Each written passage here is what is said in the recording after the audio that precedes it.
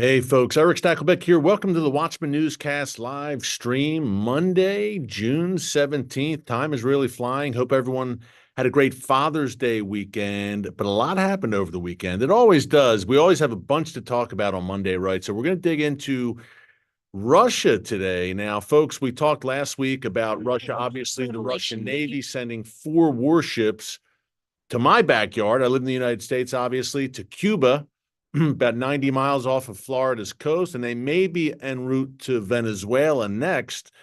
Two junior partners of the Gathering Storm Coalition. I'll talk more about what I mean there in a second.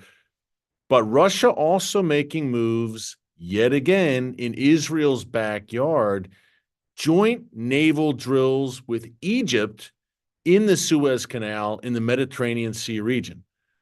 And that adds to what Russia's been doing in Sudan, in Libya, also at Israel's southern doorstep. We know what Russia's doing in Syria at the northern doorstep. So, folks, what's happening here? Obviously, sending a message to the United States, no doubt, being in our backyard in the Atlantic, but at Israel's doorstep yet again. And again, trying to establish deepening ties with Egypt, trying to establish bases in Sudan, in Libya. What is the intent here of Russia in the Mediterranean? Also as a port in Syria on the Mediterranean coast. On one hand, you could say, look, they're looking for warm water ports. I get it. But is there something more sinister afoot here? And does Israel play a role in that? Are there prophetic implications? Let's boil it down to its barest essence. We're going to talk about that. Also, do you remember when Joe Biden took office in January 2021? Folks, literally, I believe the first thing he did in the foreign policy realm was to remove the Houthis, the Iran-backed proxy in Yemen, from the State Department's list of designated terrorist organizations. It was a gift to the Houthis and, by extension, a gift to the Iranian regime. Well, now that the Houthis have become a persistent thorn in the side of the U.S. Navy in the Red Sea region, the Biden administration is suddenly changing its tune. Imagine that. We'll talk about that as well. And Rafah, all the buildup for literally months. We talked about the buildup to the Rafah offensive. Now Israel's in Rafah. And according to Israel, remember we said there were 4 remaining Hamas battalions operating in Rafah. According to Israel, 2 of those 4 Hamas battalions have been wiped out. Some 550 Hamas fighters over the past few weeks in what the U.S. at least has described as limited engagements in Rafah. Apparently, the Biden administration is really gloating about this. They're saying, look, Israel didn't go all in Rafah because we told them not to. You certainly did, Biden administration. You certainly browbeat Israel for months to not go into Rafah at all, not just in a limited way, but to completely avoid any kind of Rafah offensive, which would have left Hamas alive to fight another day, those 4 battalions. So we got to talk about that as well. And of course, things continue to heat up to Israel's north to the point, here they are again, a Biden administration representative, Amos Hochstein, is in Israel today trying to avert an all-out war between Israel and Hezbollah. Now, he doesn't tell you the alternative. The alternative, I suppose, is some weak, temporary treaty. And look, Israeli leaders keep saying, and I've interviewed them, and they've said this on camera with me, we want a diplomatic solution. Who doesn't? That would be ideal. The problem with that is you are kicking the can down the road.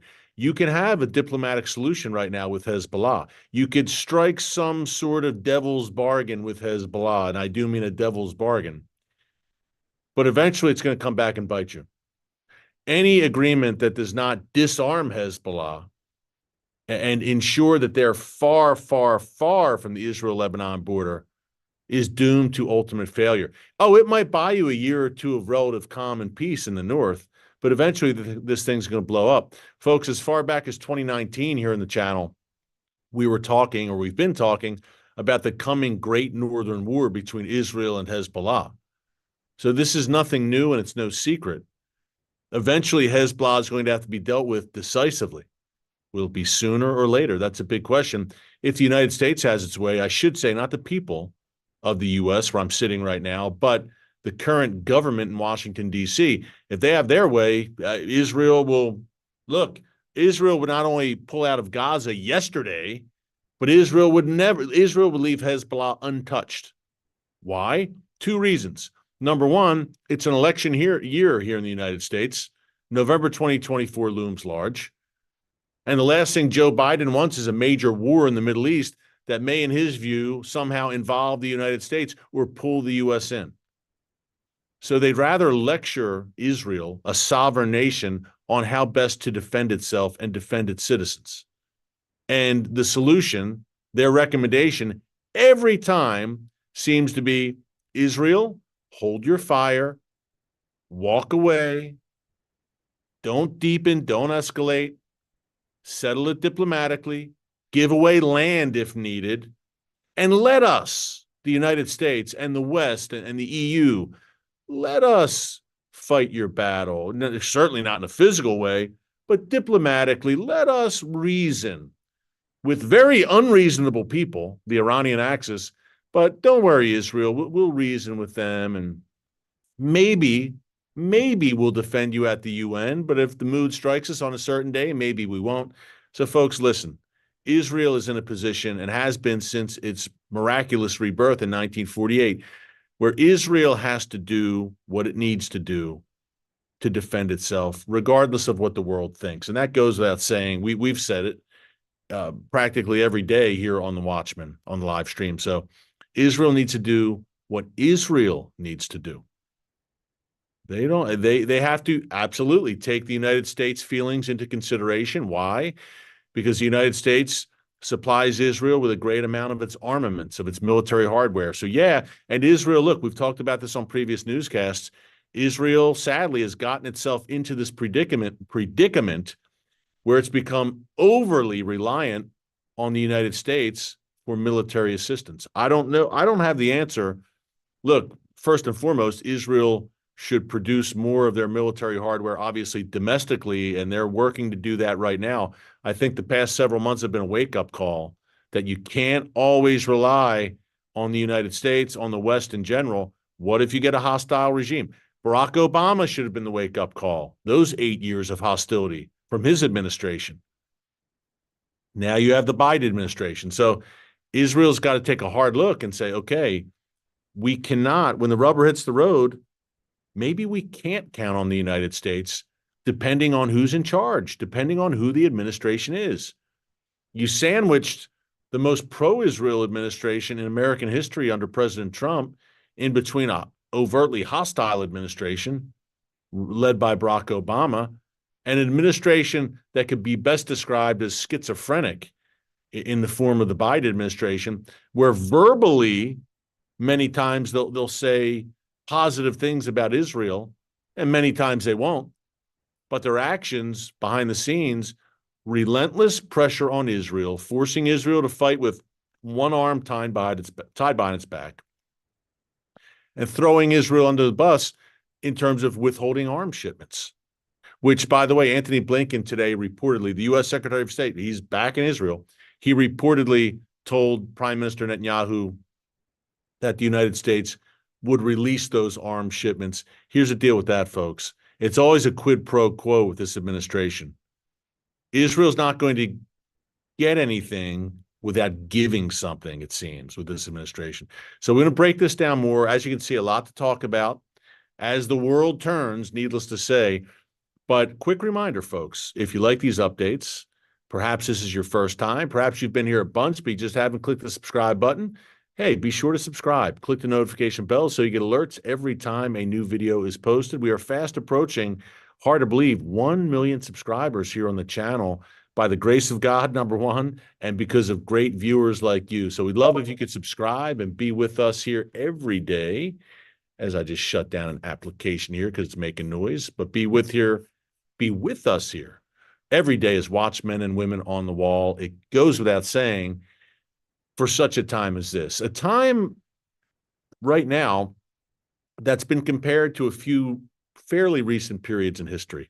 And I'm talking about the Cold War, and I'll explain that in a second, and certainly World War II, the Holocaust period, the run-up to World War II, the 1930s.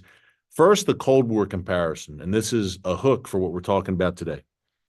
Right now, folks, as I speak, they may have departed by now. It was supposed to be a 5-day trip, but on Wednesday of last week, 4 Russian warships arrived and docked in Cuba, 90 miles south of the United States. Now, among these ships, at least 2 of them were equipped with hypersonic missiles, advanced hypersonic missiles.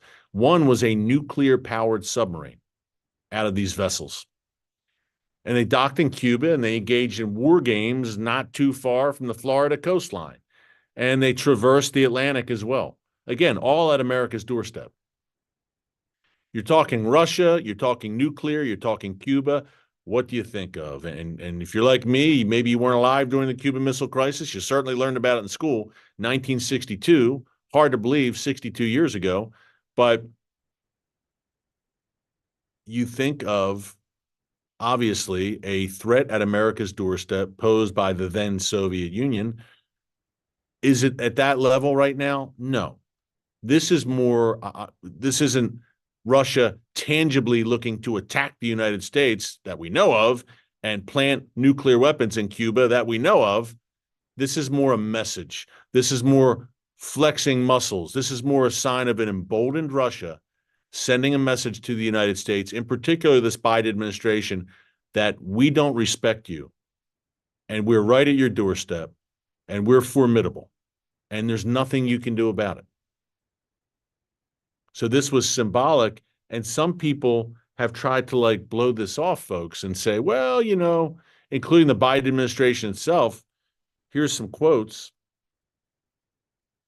Just going to read this right off my phone. The Pentagon has downplayed, surprise, surprise, Russian warships arriving in Cuba. They're being actively monitored by the U.S. Navy, and it's not a big deal, according to a Pentagon spokeswoman.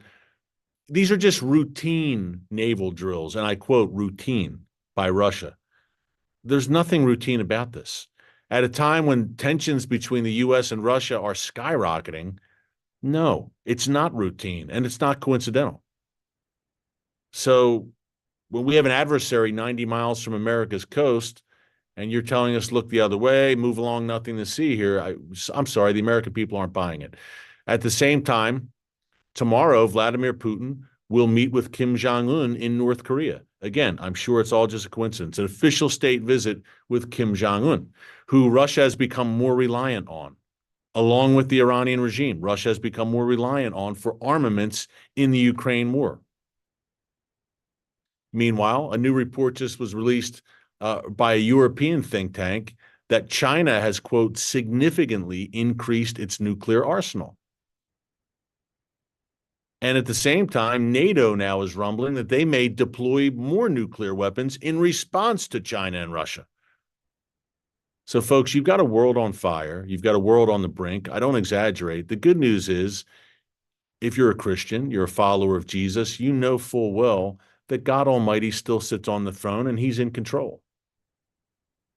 It can be disquieting, disturbing, no doubt, to see the prophetic chess pieces moving on the board and the geopolitical chess pieces moving on the board like we see right now, no doubt.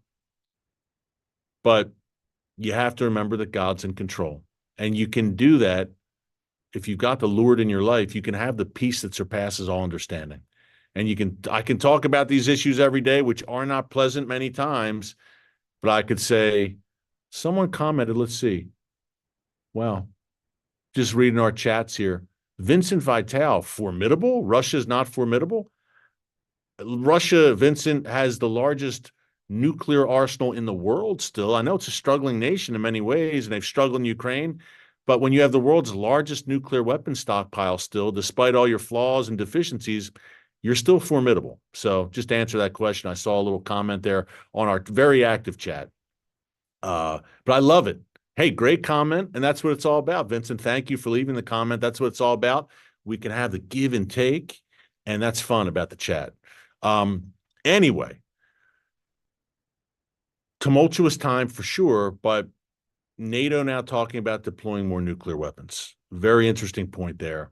And another interesting point, which we can delve into maybe at a later time on the newscast, is that Russia reportedly, according to the Wall Street Journal, this was just published today or yesterday, I'm sorry, is reportedly shutting down evangelical churches in Ukraine,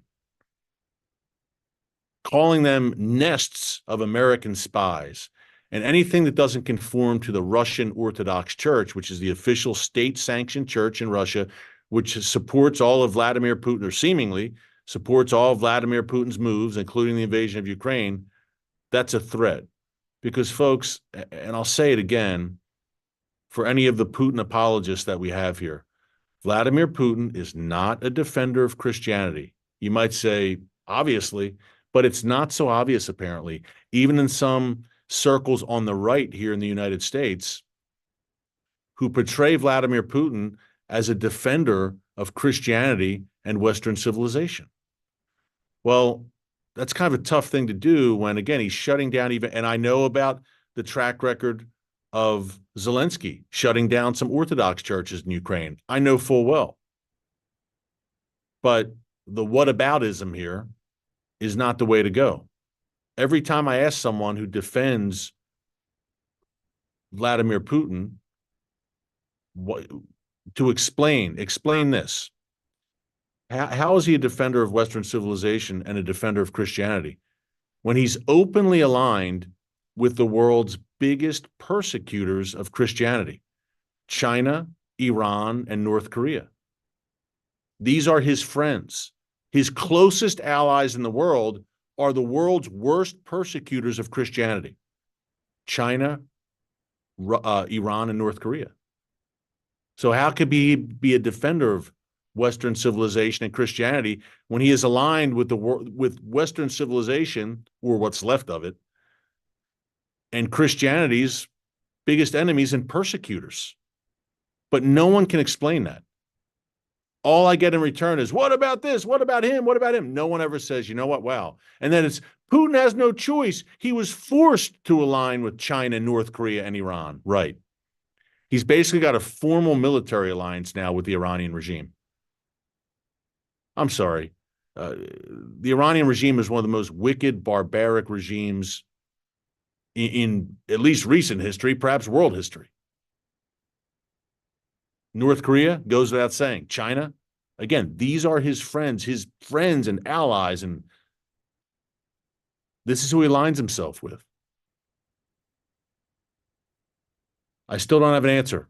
No one has given me, none of the Putin defenders have given me any sort of solid, concrete answer where I can say, wow, you have a point there. I'm just not getting it, other than, well, what about Ukraine? And what about them? What about that? That's all I ever get in response. It's never addressing directly my points about Putin. It's always avoidance of that and saying, it's not his fault. What about Ukraine? What about Zelensky? That's all I ever get. So, but just putting it out there again, and right now, if you're a supporter of Israel, well, Russia is aligned with Israel's greatest enemies. America's greatest enemies, as I mentioned a minute ago, but Israel's greatest enemies, whether it's the Assad regime in Syria, the Iranian regime, Hamas, Hezbollah. Again, these are his friends. Russian soldiers are shoulder to shoulder with Iran, Assad, and Hezbollah in Syria at Israel's doorstep. And Russia has become, again, increasingly reliant on Iranian armaments, Iranian drones, even ballistic missiles Iran has reportedly supplied. So does anyone watching right now think that's going to end well between Russia and Israel? Where do you think this is all going? How do you think that's going to end well between Israel and Russia? Russia is aligned strongly and increasingly with the Iranian regime, which is dedicated to Israel's destruction. Israelis, their eyes are open wide right now about what Putin's all about when it comes to them. Now, I know some 1 million Russians immigrated to Israel in the early 90s. I know. But this is the state of play. And prophetically, it's not going to end well. If you look at the run-up to Ezekiel 38 and 39, the war of Gog and Magog, the Bible calls it, I believe Russia will lead what Ezekiel calls a latter days confederation of nations, including Iran, including Turkey, that will come against Israel. Here's the good news for Israel, for the world, for believers. They won't get very far. I won't spoil the ending for you, but go check out Ezekiel 38 and 39 and see how that Ezekiel war, that war of Gog and Magog, ends up. But we see the chess pieces again, folks, moving right now and moving in that direction. Someone just said NATO expanded to Russia's borders. Okay, so that means Putin should align with Iran, North Korea, and China? Again, it's never a solid issue when you talk about him aligning with the world's worst persecutors of Christianity and persecuting evangelical Christians, which is well documented. There's never a direct answer. It's always everyone else. Never Vlad. Good old Vlad. He didn't do anything wrong. Vlad's the victim here. He's just reacting. Come on, folks. Wake up. Wake up. I've talked about the Gathering Storm Coalition. And the senior members of this Gathering Storm, Russia, China, Iran, and North Korea. There's far-flung ideologies, belief systems there. I get it between these four nations, but they are closely aligned and getting closer every day. There's synergy there. There's cooperation. The Gathering Storm Coalition. The senior members, again, China, Russia, Iran, North Korea. Junior partners, Cuba, Venezuela, the Assad regime, Belarus you could throw in there as well, and the Iranian Ring of Fire, the various terror groups like Hamas and Hezbollah. The junior partners' job is to aid, abet, and support the senior partners. Then you have Turkey, the wild card in all of this, which is still a NATO member nation officially, but under the radical rule of Recep Erdogan, the radical Islamist rule, they become more like NATO in name only, and are increasingly clearly aligned with the Gathering Storm Coalition, and who clearly are one of the most, not the people of Turkey, the regime, anti-Israel regimes in the world, this side of the Iranian regime. We've gone through Erdogan, his comments, and his belief system. So that's the state of play, folks, in the world right now, in case you haven't been paying attention. These are the players. And if you love faith, family, freedom, I call it the 3 F's that help build the United States: faith, family, and freedom, and which we've sadly gotten away from as a nation. And that's why we're having such struggles here in the United States right now. To whom much is given, much is required. God blessed the United States more than any nation in the history of the world. And turning our backs on God as a nation, historically, biblically, never a good idea. To whom much is given, much is required. It's revival or bust here in the United States. I believe that. If there's not a collective turning back to God, big, big trouble. And a downward spiral continues. It's late. The hour is late, but it's not too late. But it's revival or bust. And it's good. It's not a good thing, but it's wise to know your enemy. The first rule of war: know your enemy, know your enemies, know the adversaries. They're at your doorstep. They're gathering. If you live in the free world, you can't bury your head in the sand and ignore it and act like it's not here. This is who's gathering. I just laid them out for you. Russia, China, Iran, North Korea, Turkey angling to join the Gathering Storm Coalition, Assad regime, Cuba, Venezuela, Belarus, and those Iranian-backed terror groups. I'm not saying the people of those nations, who are some lovely, wonderful people, live in all the nations I just named. The regimes and the governments behind the nations, and of course the terror organizations like the Iranian Ring of Fire, Houthis, Hamas, Hezbollah, demonic death cults through and through. They're not nations. They're demonic death cults. But the leadership in these nations and the main victims in these nations, remember, folks, are the people themselves, the citizens themselves, bar none every time. And they're all hostile to Christianity. True Bible-believing Christians. And we're seeing it in real time in all of these nations. All Christianity at the end of the day, not just evangelical Christianity, but really all Christianity. that doesn't conform to their totalitarian ideologies and their totalitarian worldviews and what they want to do in the world. We could be like the church in Nazi Germany in the 1930s and 40s and be largely silent, other than some heroes like Dietrich Bonhoeffer. That's the kind of church these regimes want. A compliant church that looks the other way as they commit atrocities and commit completely unbiblical and carry out completely unbiblical acts. That's what they'd prefer.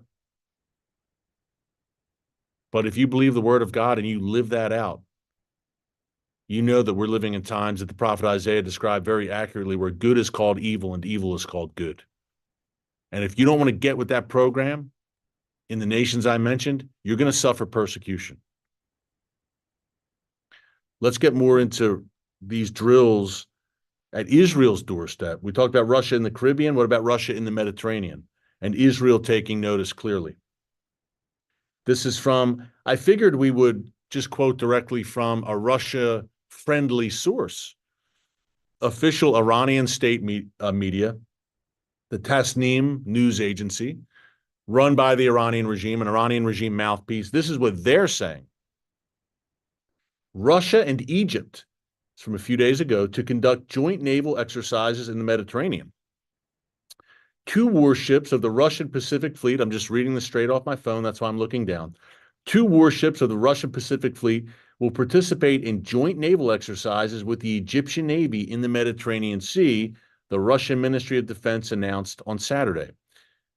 A group of combat ships from Russia's Pacific Fleet, including a missile cruiser and a frigate, have left for the Egyptian port of Alexandria to engage in the joint exercise with the Egyptian Navy. The Egyptian Navy will have a frigate as well, and the drills will include elements of joint maneuvering, communication training, and inspection actions. Sounds very benign, but it's anything but. And it's at Israel's doorstep. And you might say, well, what does this mean for Egypt and Israel? Egypt, number one, is growing closer and closer to Russia, and it has been for the past several years. And Egypt is essentially Russia's largest trade partner in Africa. That's number one. But number two, relations have been frayed a bit between Israel and Egypt since the war in Gaza began after Hamas invaded Israel on October 7th. And chief among the reasons is obviously Rafah, that last Hamas bastion, which we discussed earlier. Rafah borders Egypt, and Israel's conducting operations there to crush Hamas. And at the same time, in real time, they are uncovering tunnels flowing underground from Egypt into Gaza, which have been really part of the lifeline for Hamas. So Egypt's not too happy. It's embarrassing, kind of egg on their face, that tunnels coming from Egyptian territory into Gaza have been utilized by a bloodthirsty terrorist organization. So there's been some tension there, but the peace treaty, by and large, has been, especially under President al-Sisi, who, look, there's been great cooperation between Israeli and Egyptian militaries and intelligence services since Sisi took office about 10 years ago.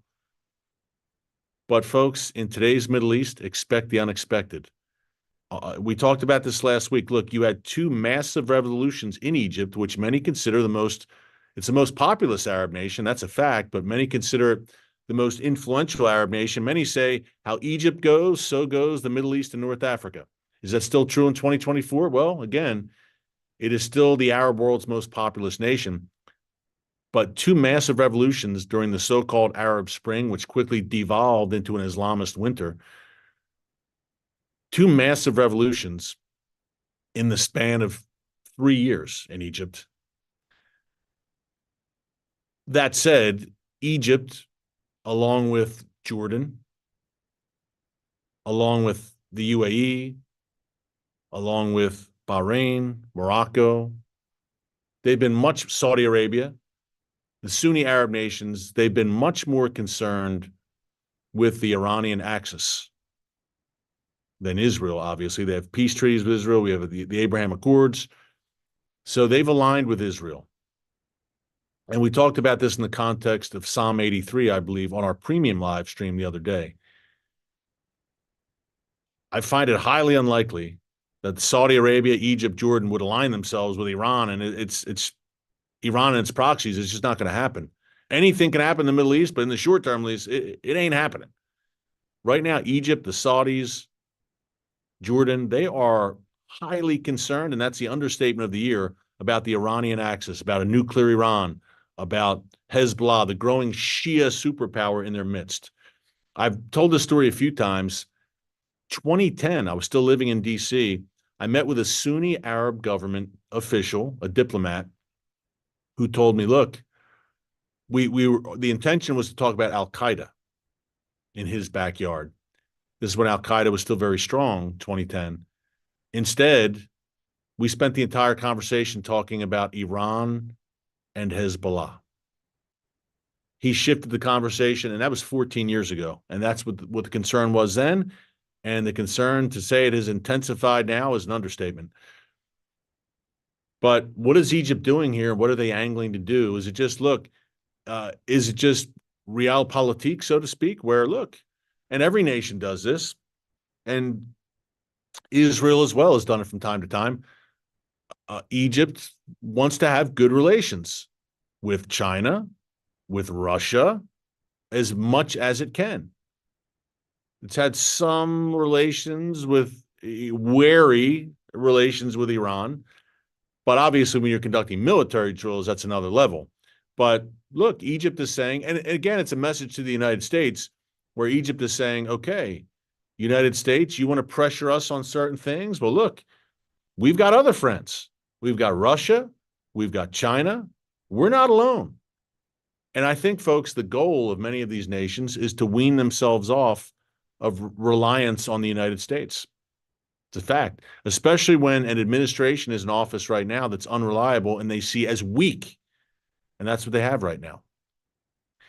So Israel certainly should be concerned, because Russia almost is encircling Israel. If it's to the south in the Suez, if it's to the north in Syria, it's very active in the Mediterranean region. And it's a world, as I said earlier, look, think what you want about Israel, and think what you want about Israel vis-a-vis Syria and Russia. Is Russia going to come down? But the fact is, they are very active in the region, the Russian military, and they're making moves, folks. They're making moves. That's without a doubt. That can't be disputed. So yeah, Israel, and think what you want about Russia and their capabilities right now. As we said earlier, look, it's still the world's largest nuclear powerhouse. So Israel should be concerned. In terms of the relationship with Egypt, is this a nail in the coffin to the Egypt-Israel peace treaty? No, it's not. But whenever rivals, adversaries, or I would consider Russia an adversary of Israel now, without a doubt, because it's aligned with all of Israel's adversaries. Egypt is not an adversary of Israel right now, but certainly it's disquieting when an adversary is conducting military drills with Egypt. So a lot going on, folks. It's a very, very complex region. It's the world's most complex, complicated, and chaotic region. And what happens there, what happens in the Middle East, does not stay in the Middle East. Certainly not prophetically. It is the cradle of Bible prophecy, and we're seeing the chess pieces move right now. Hey, thanks so much for joining us here today on the live stream. Until tomorrow, God bless you.